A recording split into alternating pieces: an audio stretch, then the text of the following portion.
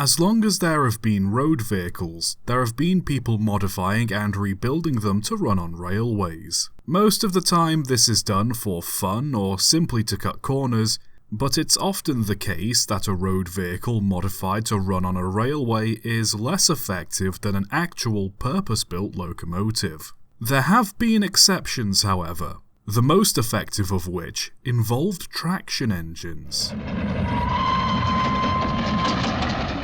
Born in 1824, Thomas Aveling became an apprentice to a farmer, and by 1851 ran his own farm in Rutkinge.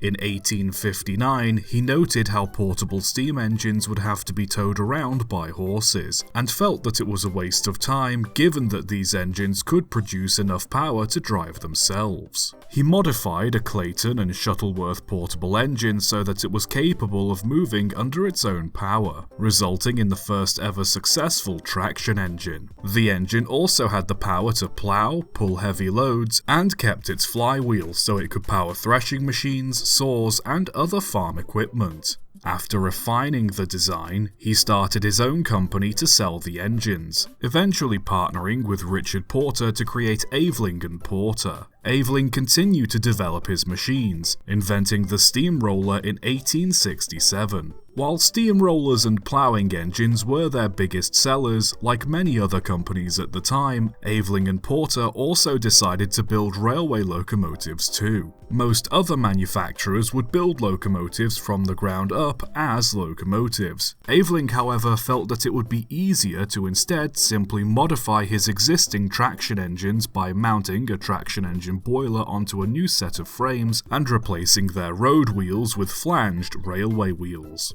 They produced a handful of small tank engines in 1865 for use on both standard and narrow gauge railways, initially using a 2-2-0 wheel arrangement, with the rear wheels using the same gearing and drive as their road-going counterparts. Aveling also produced an 040 design using a chain to connect and power the driving wheels, though later designs swapped this out for a large gear instead. These engines mostly found themselves working in quarries, dockyards, harbours, and various tramways, but weren't quite as fast or as powerful as many other contemporary shunting engines, most rarely having more than 10 horsepower thanks to their small boiler and single cylinder. Their lack of oomph, however, was more than made up for with their practicality. Their gearing allowed them to tackle relatively steep grades with ease, their weight and size meant they could handle tight bends and poorly laid rails in quarries and harbours, and the engines retained their flywheels, meaning they could power auxiliary equipment such as stone crushers, grinding mills, and pumps if required, saving the need for extra stationary or traction engines to work on site. Their speed was rarely an issue anyway, as most places they worked required them to operate at low speeds. Despite their lack of horsepower, they were still able to handle heavy loads, it being noted they were able to haul 15 loaded wagons totaling 45 tons around the Gray's Chalk Quarry. Another aspect that made them popular was their affordability. Aveling and Porter's engines were cheap to build and modify compared to other industrial tank engines, most units costing about £530 each. They also consumed a minimal amount of fuel, most estimates working out to less than £5 of coal needing to be burned for every ton hauled. As such, the engines soon paid for themselves in fuel savings alone. And finally, what made them more preferable for industrial work than a standard engine was how easy they were to operate, as the locomotives possessed the same gearing and controls as road traction engines. As such, workers familiar with traction engines could easily operate them, and new workers could learn the controls quickly, meaning the company didn't need to hire qualified engine drivers. Aveling and Porter built just over 40 locomotives for industrial use, but most found their niche as shunting engines in quiet yards and quarries. As practical as they were, their lack of power led to many busy industries opting for more conventional shunting engines instead, as they were often faster, stronger, and made to keep up with a constant heavy workload.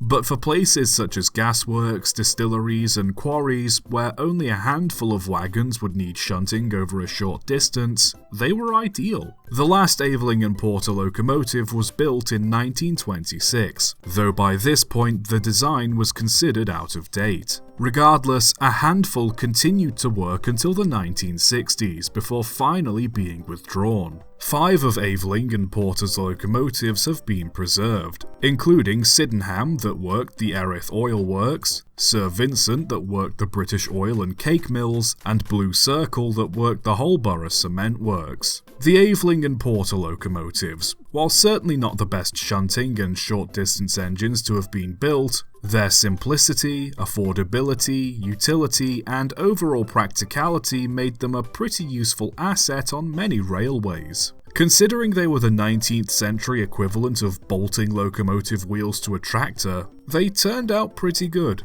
All that being said, just don't expect to make the next great shunting engine by swapping out your car's tyres for some steel wheels.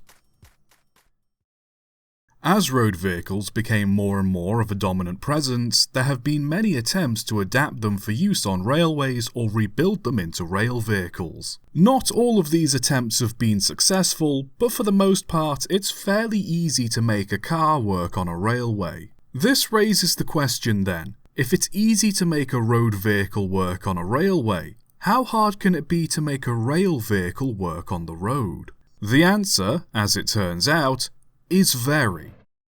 For the most part, there's no real point in modifying a rail locomotive to drive along the road, not only because they're extremely heavy, but roads are designed for small individual vehicles. Locomotives are designed to pull massive amounts of cargo all in one go, meaning that all their extra power would be wasted pulling only a few trailers at a time on roads that can't support their weight. So what possible use could a railway locomotive have on a road?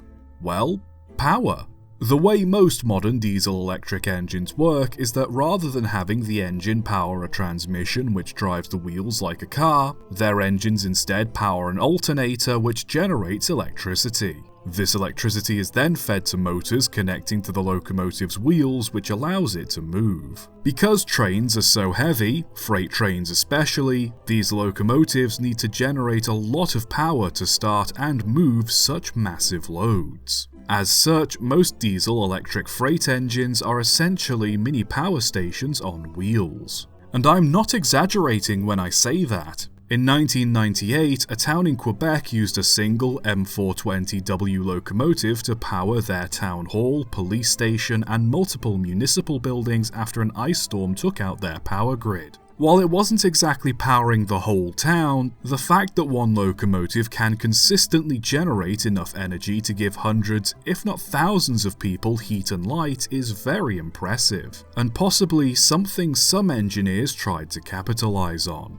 In 1997, the Russian Ministry of Defense contacted the 21st Research Institute and the Bauman Moscow State Technical University looking to develop a project. There's not much information on what the original pitch was, but supposedly the project involved experimenting with and developing a heavy-duty military vehicle that had all-wheel steering and all-wheel drive with multiple axles. A few years prior, a machine had been produced with electro-hydraulic drive on all wheels on hydro-pneumatic suspension, so this new project was likely a continuation of that. Under the codename Balsamin, work on the project began. The frames of this new machine were taken from a MAZ 547 missile carrier and modified, with each wheel capable of being steered independently and having its own electric motor. To power these wheels, an M62 freight locomotive was acquired, and rather than take the engine out or strip the locomotive for parts, the team just took it off its bogies and mounted it on the modified MAZ frame. Why they chose to use the entire locomotive rather than just its engine and alternator is unknown.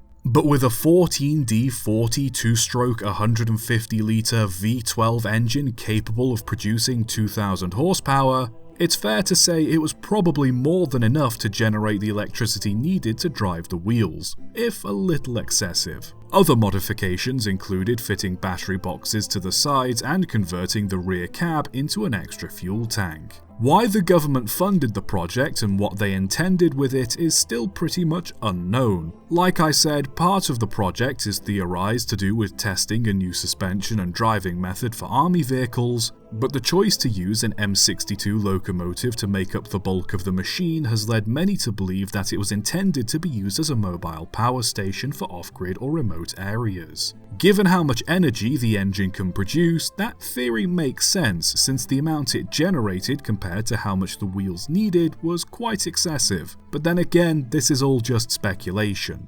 By 2002, the project was completed. It was taken to a testing site where it would be put through its paces, only for it to move a few meters under its own power before its third axle failed and fourth wheel broke away completely. Here is where we start to see the flaws in using railway locomotives on the roads. Firstly is weight. The M62s in total weigh 116 tons. With their bogies removed, their bodies weigh about 86 tons. On a railway, only a tiny amount of a locomotive's wheels touches the rails at any given time, and so a locomotive needs that extra weight to help them with adhesion.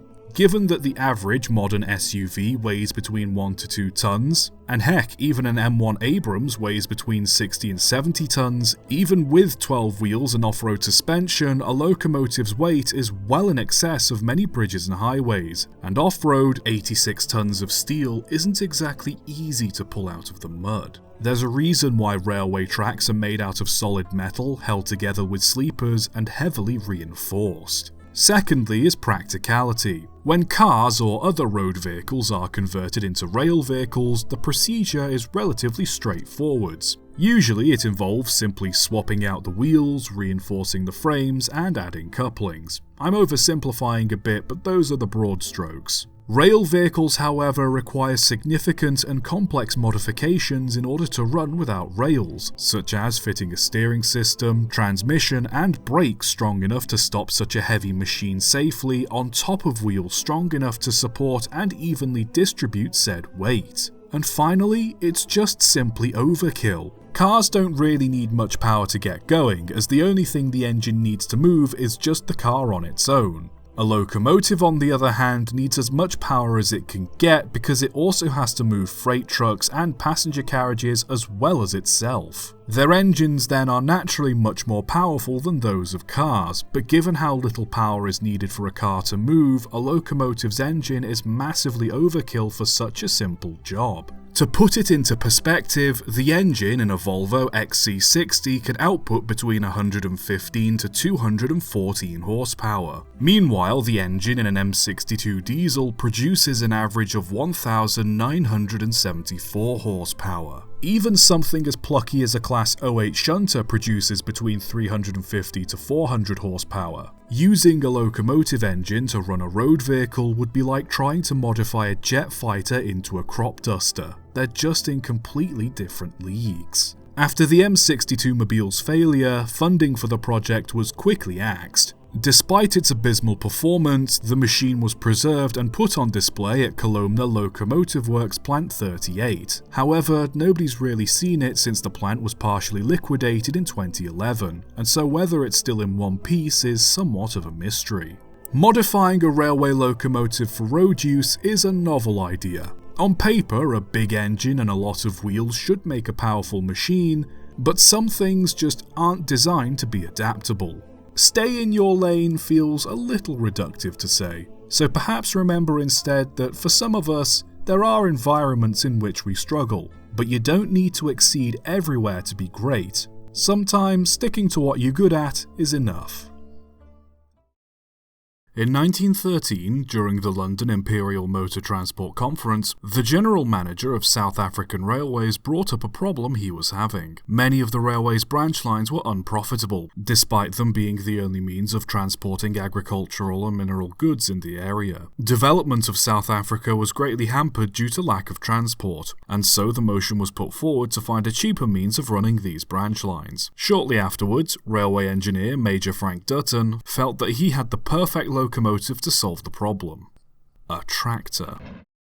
Dutton's beliefs were pretty straightforward. He felt that a railway's locomotives were the biggest deciding factors in its construction, affecting its gradients, tightness of curves, and so on, all of which affected the total cost of construction. He also felt that the locomotives added to the cost of running the line, requiring dedicated infrastructure and constant maintenance. His idea was to instead use a road-rail hybrid system and use tractors in place of locomotives. The tractor would have its front axle lifted and mounted on a bogie, with its rear driving wheels touching the ground on either side of the track. Not only was the design capable of negotiating tighter turns, but in theory, the rubber tyres on the road had a much higher traction than a regular steam locomotive's wheels on steel rails. The tracks were much cheaper to lay and didn't require the construction of additional infrastructure, such as turntables, water towers or loops for shunting, and gradients and turns could be much steeper and much sharper. In 1917, a 742-yard test circuit was built at Canada Junction to trial the idea. Featuring several sharp turns and steep gradients the tractor was expected to tackle. A Dennis tractor with a 4-cylinder petrol engine was modified to attach to a removable bogie via a ball-pin socket on the front axle. This bogie could be removed or replaced by running the tractor up a pair of ramps set at both sides of the rails. After several trials and tests, the idea was deemed a success, and by 1923, authority was granted to build a narrow-gauge railway between Naboomspruit and Singlewood using Dutton's rail tractor system. For the line, 2 modified steam tractors from the Yorkshire Patent Steam Wagon Company were used. One was simply modified to quickly connect and disconnect to a rail bogie when needed, having jacks fitted to the front to lift itself on and off the bogie without the need of a ramp. This allowed it to work freely on both road and rail. The other was modified to only work on rails, having bogies fitted to its front and rear. Dutton was so pleased with the idea, he formed a company to promote the design. He demonstrated it at the 1924 British Empire exhibition, where he presented it as a solution to the transport problems faced by the British colonies. He used several different tractors, both steam and petrol, to showcase the design. The road-rail system was tried in England, Scotland, Spain, Morocco, and Uganda, and was demonstrated in Australia and India. While it was quite a popular attraction, it failed as a sales promotion, with little to nobody seeking to build a Dutton railway after the exhibition. Not only that, but as it turned out, Dutton's tractors weren't quite living up to the promises he had made, with the tractor's tractive effort being significantly lower than he had thought, while the standard tractive effort of steel on steel was considerably better than he presented. As such, when the Singlewood Railway was in need of more motive power, they opted for a standard steam locomotive rather than another tractor. On top of this, the wheels of the tractor tended to slip on the road or get bogged down in mud and bad weather, as well as the tractors generally being unstable, with all of their front weight being focused on one small ball socket joint.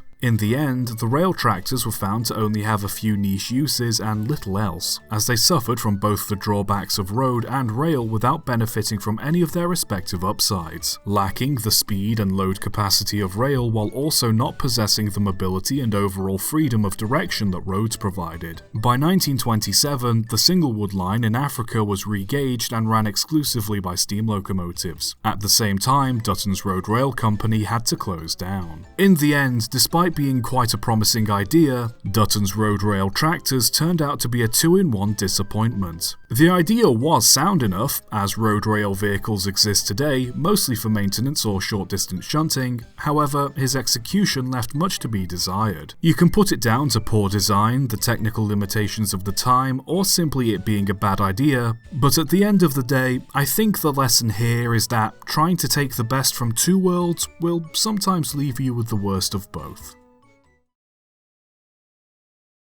Railways have served many purposes throughout the years, from transportation of minerals to transporting people. There was, however, one railway that served a very different and unique purpose, not to transport or move materials en masse, but rather to exploit a loophole in specific maritime laws so a company could deliver fish.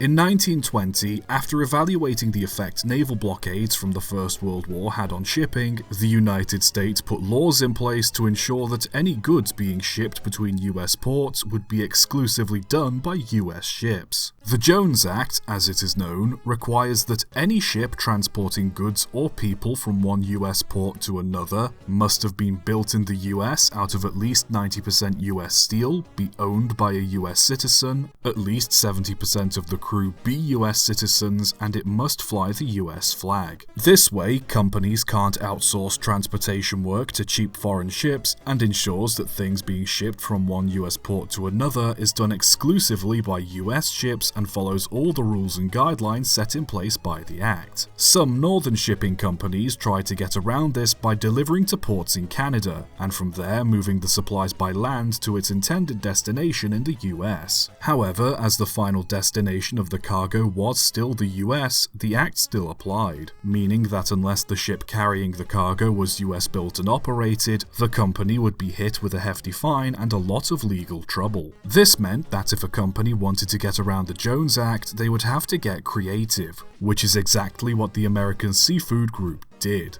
In the 1980s, American Seafood began transporting fish from Dutch Harbor in Alaska to Maine via the Panama Canal. Because the ship would be traveling from one US port to another, the Jones Act would apply. However, a clause in the Jones Act, known as the Third Proviso, specified that if any part of the route travels along a Canadian railway line, then the shipment is exempt from the Act. As such, American Seafood was able to use cheaper foreign-flagged ships by unloading their fish in New Brunswick, Canada, and transporting them to Maine via the New Brunswick and Southern Railway. From there, the fish would be loaded into trucks and sent to their intended destination. While this loophole worked for many years, ideally when transporting cargo, especially something that can spoil such as raw fish, you want to make as few stops as possible to decrease journey time. Having to pay the railroad to move the fish and spend time loading and unloading was a lot of trouble to save money on shipping. Ideally, American Seafood wanted to just load the fish straight into awaiting trucks, but unless the fish were transported via Canadian Railway at some point, they'd have to obey the Jones Act and pay all the additional costs that came with it. But then one day in 2012, someone at American Seafood had an awfully devious idea. They proposed that the ships unload the fish at Bayside Harbour in New Brunswick, a port that is literally less than 30 minutes drive away from the border to Maine. The fish would be loaded directly into the trucks that would take them to their intended destination in Maine via road. Before the trucks set off, however, they would be loaded onto a railway flatbed wagon and moved back and forth along a short section of track on the bay. This track would be legally classified as a railway and the journey would take less than a minute to complete. The truck would then be driven off the flatbed and could then drive the 26 kilometers into Maine, and from there deliver the fish. By doing this, the ship technically wouldn't have arrived at a US port, and the fish would have technically been transported by a Canadian railway, thereby meaning the Jones Act wouldn't apply to the shipment. Now, saying it out loud makes the whole scheme sound ridiculous and an obvious attempt to get around regulations, which is what makes the fact American Seafood actually put this plan into motion even more hilarious. The company built 70 meters of track in Bayside in 2012, purchased a shunting tractor and 2 flatbed wagons, dubbed it the Bayside Canadian Railway, and put the plan into action. As absurd as the whole idea was, it worked. The fish no longer fell under the Jones Act, they didn't have to pay the New Brunswick Railway anymore, and American Seafood was still able to hire cheaper foreign ships to make the deliveries as a result. Eventually, all great scams come to an end, and the Bayside Canadian Railway was no different. In 2021, the US Customs and Border Protection finally cracked down on American Seafood after discovering the railway they were shipping goods on was actually a tiny section of track connected to nothing, stating that the third proviso exemption they were using only applied to through routes, aka railways that actually went somewhere, and as such, the Bayside Railway didn't count and the Jones Act would still apply. The case was taken to federal court, with the company stating that it was a registered Canadian rail line, and that there was no legal minimum distance required for the goods to travel for the exemption to apply. The court allowed American Seafood to continue the practice while the case was ongoing. By 2022, a district court judge from Alaska ruled that the railway was non-compliant with the Jones Act, and the railway was finally closed down in 2023, though the fines against the company were waived.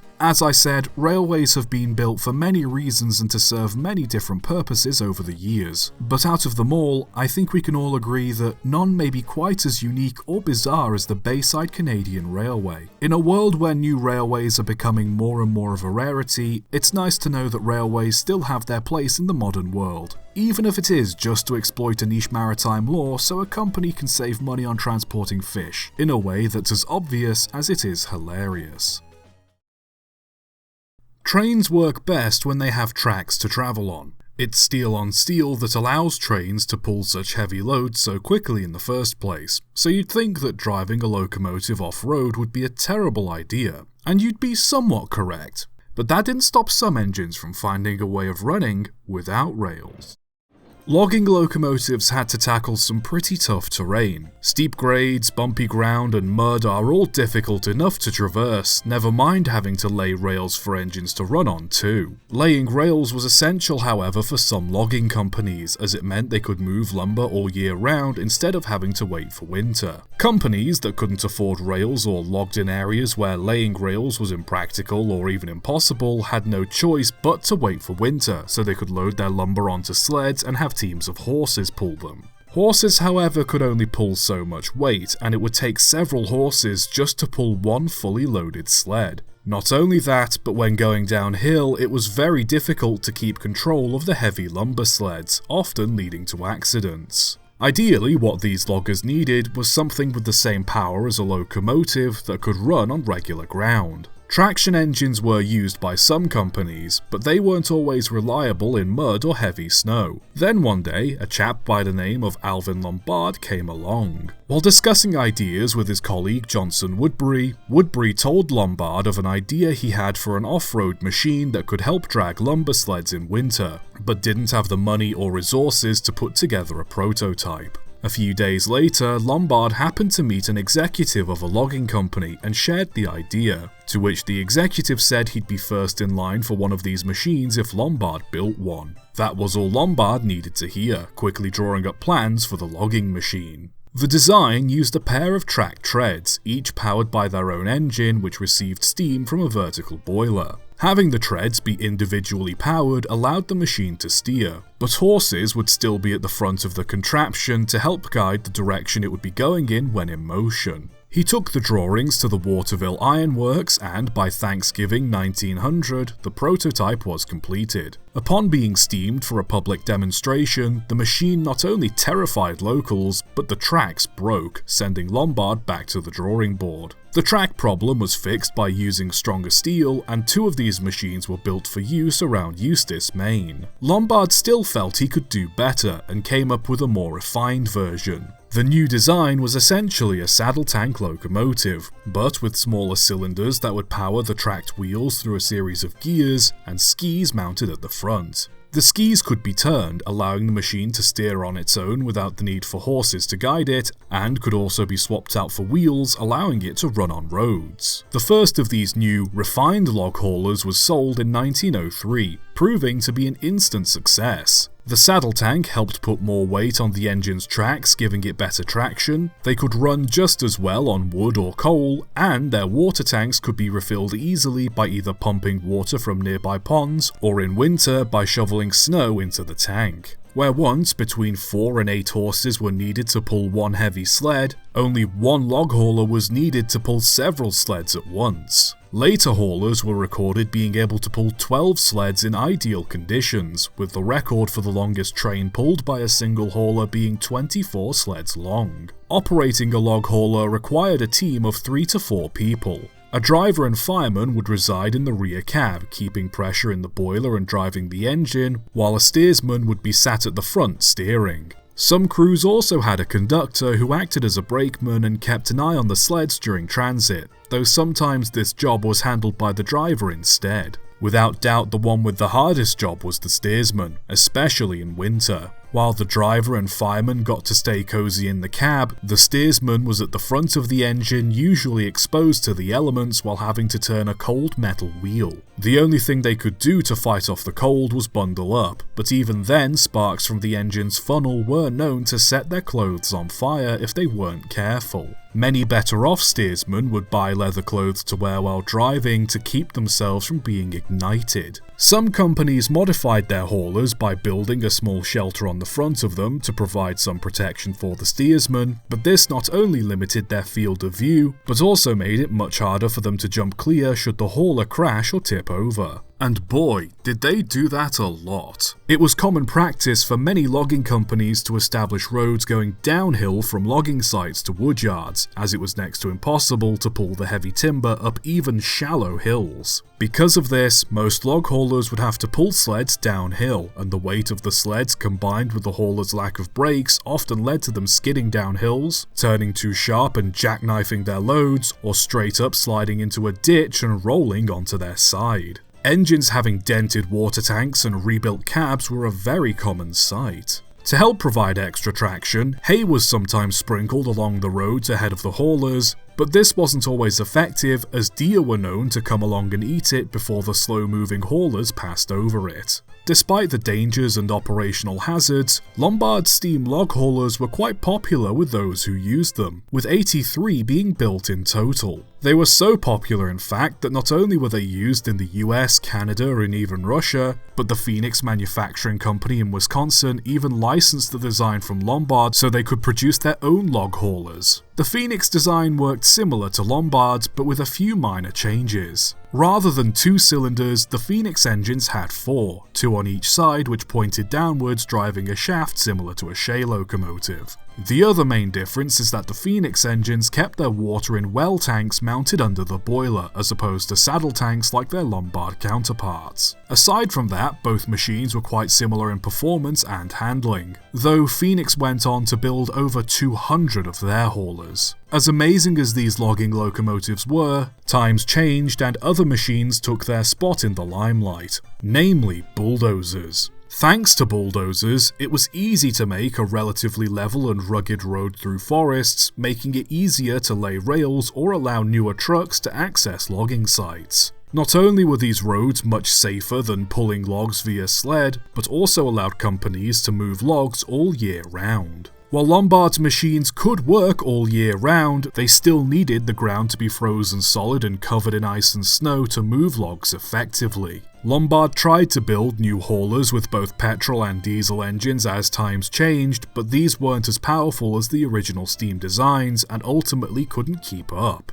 The last of Lombard's steam haulers fell out of use in 1929, with the last of the Phoenix machines retiring not long afterwards. Despite only a small number of each being built, quite a few have been preserved, mostly around the northeast of the US, southern Canada, and even as far away as Finland. A few of them are even in working order. The Lombard steam logging engines, while not exactly the most elegant or safest machines, still proved to be a massive boon to logging companies that otherwise would have been stuck with horses. On top of that, they were some of the first machines ever to effectively use tracked treads, further helping their development and application. Just goes to show then that, sun or snow, steam was not only effective on the rails, but off-road too.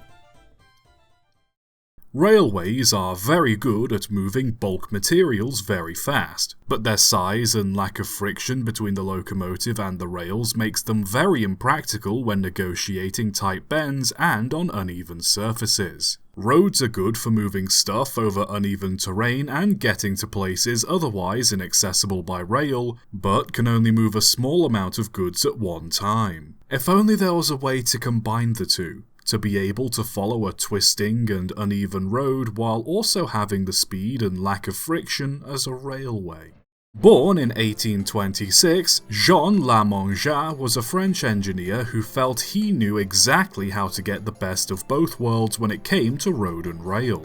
He designed a sort of hybrid monorail system, where the line would consist of a single rail laid on the ground. Rolling stock for the line would have 2 types of wheels. double-flanged wheels mounted in the middle of the vehicles that would ride on the rails, and 2 larger wheels set on either side of the locomotive and carriages. The larger wheels rested on the ground either side of the rail and were used for stability, and on the locomotive doubled as the driving wheels. The middle wheels, meanwhile, carried most of the weight to fully utilise the lack of friction between the wheels and the rails. It was essentially the middle point between road and rail. Should the locomotive require additional traction, the front wheel could be adjusted to put more or less weight on the driving wheels by means of a screw mounted at the front of the engine. A person had to be positioned at the front of the engine at all times to adjust it when necessary, making it look as if they were steering the engine, which of course they weren't. Larmanjat presented his idea at the Paris exhibition in 1867, building a short section of line and a locomotive referred to as the locomobile, garnering a positive reception. Once the exhibition was over, Larmanjat, confident in his design, opened a 5-kilometre line between Rancy and Montfermeil to further demonstrate its potential in 1868, following the public road that linked the 2 suburbs. Not only was the line laid cheaply, but his locomotive was able to tackle a 7% grade on the route with relative ease using nothing more than the traction it had on the road. It was also capable of travelling at speeds of 16 kilometers an hour and negotiating tight bends much better than a locomotive of the same size. The Duke of Saldanha visited the line in 1869 at the request of Portugal's Prime Minister to gauge whether the system was worth adopting for use in urban areas. He was quite impressed by the design and wrote to the Prime Minister in favour of the railway. Saldanha felt Larmanjat's system was perfect for urban transport of goods and passengers, as the rails could be cheaply laid on existing public roads while taking up minimal space, envisioning lines connecting Lisbon to Sintra, Milhada to Viseu, Oporto to Braga, Beja, Guadiana, and so much more. Upon hearing word the Prussian government wanted possession of both Larmanjat and his railway design, Saldanha persuaded Larmanjat to work for him instead. Despite his eagerness, Saldanha wasn't the first person in Portugal wanting to build one of these railways, as Manuel Feijó had proposed a line be built in 1868 using Larmanjat's system, but opposition from the government caused the plans to fall through. Once he and Larmanjat arrived in Portugal, it was decided that a short test line should be built between Lisbon and Lemaire, with Saldanha mostly paying for it out of his own pocket. Totaling 5 kilometers in length, the line was opened in 1870 with much fanfare, being quite the big event for locals. The demonstration, however, wasn't confidence-inspiring. Thanks to rain, the engine only made it 10 meters out of the station before coming to a stop, and another 10 meters before stopping again. It also seemed to struggle climbing grades despite its supposed brilliant climbing abilities. A little disconcerted but not deterred, Saldanha set out to raise money to expand the railway into the 100-kilometre urban network he envisioned. He established the Lisbon Steam Tramway Company Limited in London in 1871, taking on Edwin Clark Punchard and Company to build and run the line, and appointing Francis Trevithick, grandson of Richard Trevithick, as chief engineer. Trevithick came up with a new design for the engines that were to run on the line. Built by Sharp Stewart, the end result was essentially a standard saddle tank engine with a 1-1-2-1-1 wheel arrangement, bells, and a hydraulic cylinder at the front to increase or decrease the traction on the engine's driving wheels from the cab. Trevithick also specified that instead of running on the road, wooden planks should be laid on either side of the metal rail for the driving wheels to run on. To test the design, half a kilometre of track was built in Buckhurst Hill, Essex, where an engine could be steamed and demonstrated to the public in 1873 before being sent to Portugal. The line had grades of 1 in 18 and 1 in 22, climbs that would be very difficult for a conventional locomotive to handle. Number 2, Sintra, was chosen for the display, and impressively, not only managed to tackle the grades, but was also capable of reaching speeds of up to 20 miles an hour. Things were looking good until the next day, when it rained. In dry conditions, the line worked a treat, but once the wooden boards got wet, the wheels kept slipping, essentially rendering the engine powerless. Despite the drawback, construction of the lines from Lisbon to Torres Vedras and to Sintra were mostly completed, and so plans to use these engines continued on. By May 1873, both lines were completed and open to the public. The engines were more than capable of tackling the tight bends and grades the line followed. However, what Saldanha didn't account for were the drawbacks Larmanjat's system had. As well as the wheels slipping in wet weather, the engines were prone to derailing due to faults with the front hydraulic or obstructions like stones on the line. On rainy days, passengers would often have to get out and push while workers poured sand on the rails. Some passengers, as a result, started carrying bags of sand with them in preparation for some journeys. In dry weather, dust kicked up by the engine often got into moving parts of the locomotive, causing them to break down. For passengers, not only was the dust an issue, but so was comfort, as the carriages were quite cramped and rode poorly on the rails. Because the lines followed public roads, trains had a tendency to run down animals and pedestrians, which, combined with the derailing issue, led to the trains running at reduced speeds. As a result, trains were often delayed or ran late, with delays of up to 10 hours having been recorded. It was so bad that many people simply didn't use the tramway, despite their lack of transport alternatives. As a result, the line started losing money quickly. By July 1875, after less than 2 years in operation running at a constant loss, the tramway was finally closed and the company was liquidated. Not only had the Duke lost a considerable amount of money, but so had many company shareholders. Worse still, several people who had promoted the company were taken to court for fraud, having paid off a journalist to report favourably for the investment and dishonestly increasing the price of their shares. I'm no lawyer and it's a bit of a mess to explain, but the legal battle continued until 1894, 19 years after the railway had closed. The Duke of Saldanha passed away in 1876, and the line was quickly forgotten by the people of Portugal. The line between Rancé and Montfermeil, meanwhile, had long since been destroyed during the Franco-Prussian War in 1870. Larmanjat, meanwhile, tried to sell his system elsewhere, hoping to open another line in France and possibly in Switzerland, but the faults presented by the Lisbon tramway were enough to deter people from investing in his design. He also attempted to sell the railway as a means of towing barges, managing to build a short test line, but this was abandoned after years of delays. Railways, meanwhile, were developing rapidly, and the advantages Larmanjat's design had of more traction on grades and ability to negotiate tight bends were quickly being rendered moot. In the end, while Larmanjat's railway did work to an extent, rather than giving rail vehicles more traction and road vehicles more speed and pulling power, the final product cancelled the advantages of both and left an engine that was not only weak and slow, but awkward to maintain too. Could a road rail design like this work today? Who knows? But let Larmanjat's railway act as a reminder to be careful when combining the best of both worlds, as it can often leave you with the worst of either, and that you should always properly test something before you invest in it. Despite how essential they are to most railway operations, not every railway in the world could afford to use locomotives. Companies such as mines or logging tramways didn't always turn enough profit to buy and run a steam engine, and so some had to resort to building their own out of whatever they had to hand or rely on workers and horses to push and pull wagons up and down the line. One railway, however, was so broke that they had to run their line with geese.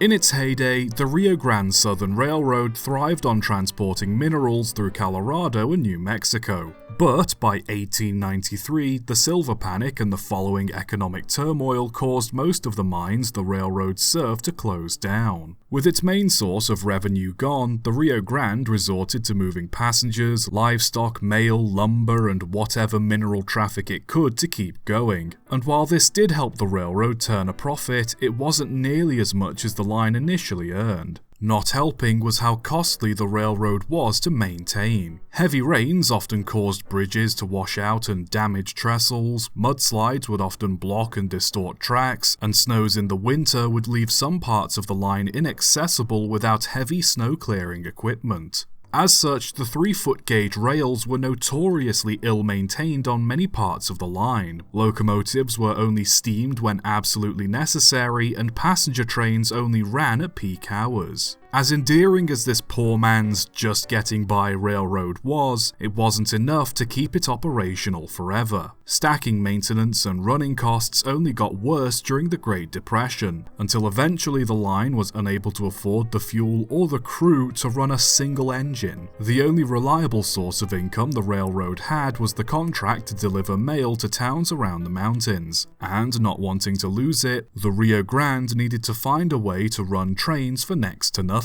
Then, in 1931, the railroad superintendent Jack Odenbaugh had an idea.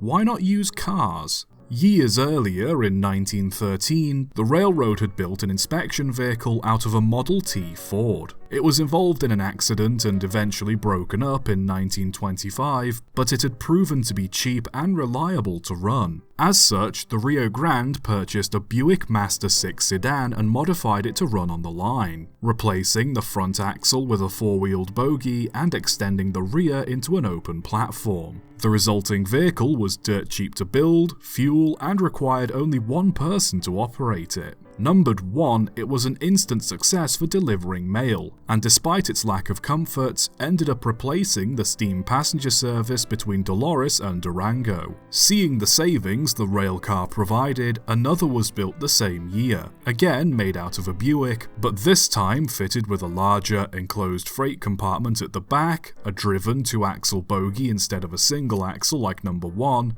and a larger cab at the front for passengers to ride in, capable of carrying 4 people. Numbered 2, this quickly took over passenger and freight work, and it wasn't long before the railroad wanted more. In 1932, railcar number 3 was built out of a Pierce Arrow limousine. This car was much bigger than the previous 2, being fitted with 3 sets of bogies, a larger, almost boxcar-sized freight compartment, was articulated to help negotiate tight bends, and had plenty more seats at the front, allowing it to carry up to 10 passengers. This design ended up becoming the standard for the railroad, with number 4 built the same year following the same layout, along with number 5 built in 1933 and number 7 built in 1936. Once number 5 came into service in 1933, the Rio Grande stopped running steam-hauled passenger services altogether, relying solely on the railcars to keep them going. Number 1 by this point was too small and underpowered to be of much use, and so it was broken up for parts, most of which were used to build number 6 in 1934. Unlike the others, number 6 only had a flatbed and a small cab, being used as a work train replacing the steam-hauled one. Number 2 also became too small for daily use, but was kept to one side as a spare. Occasionally, some goods trains were hauled by a steam locomotive,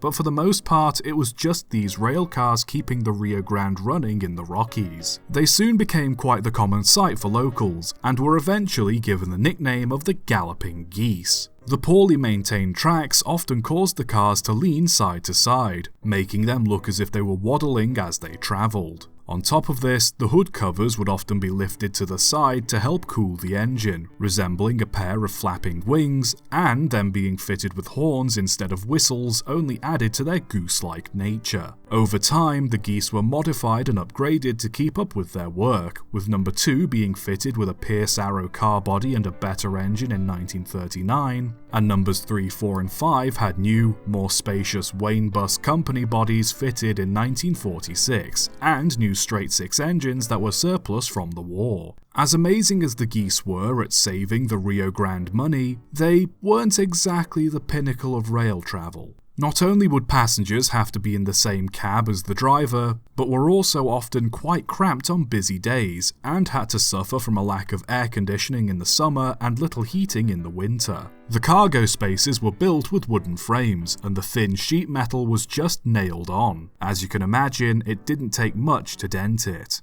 Even the seats in the initial railcars were cheap. The passenger seat in number 2 was just a couch from one of the Rio Grande's offices that was taken and dumped in the back. The geese were also no stranger to derailing too. While their lightweight and lower centre of mass allowed them to better negotiate the often uneven rails, they still had their fair share of accidents. Regardless, the fact the geese could run the line for next to nothing allowed the Rio Grande Southern to finally turn a profit, and by 1940 the line was able to run regular steam-hauled freight services again. Things were looking good until 1951, when heavy snows during the winter proved to be too much for the geese to handle, causing them to fall behind on the mail and eventually lose the contract to road competition. With their biggest moneymaker gone, the Rio Grande Southern tried to make ends meet by equipping Geese 3, 4 and 5 with extra seats and windows to carry tourists and officially classing the rail cars as Galloping Goose, in an attempt to capitalise on their quirky nature and the beautiful scenery the railway passed through. This, unfortunately, didn't work. The railroad filed for abandonment in 1952, and both 6 and 7 spent their last few days on the line pulling up rails. Given the Rio Grande Southern had a habit of cannibalizing the engines for spare parts to keep the others running, it's surprising that 6 of the 7 geese managed to survive until the end of the line. Even more surprising is that all 6 have been preserved thanks to the interest of enthusiasts, and are still operational to this day, with a replica of number 1 built in 2000 to complete the set. While it isn't unheard of for some railways to cobble together rolling stock out of spare parts and scrap to fill a need, the Galloping Geese of the Rio Grande certainly stand out among the rest. Their rough around the edges appearance, little quirks, and the fact they pretty much financially carried an entire railroad just goes to show that locomotives don't always need to be a mallard to be great. Sometimes you can just make do with a goose. Subscribe for more.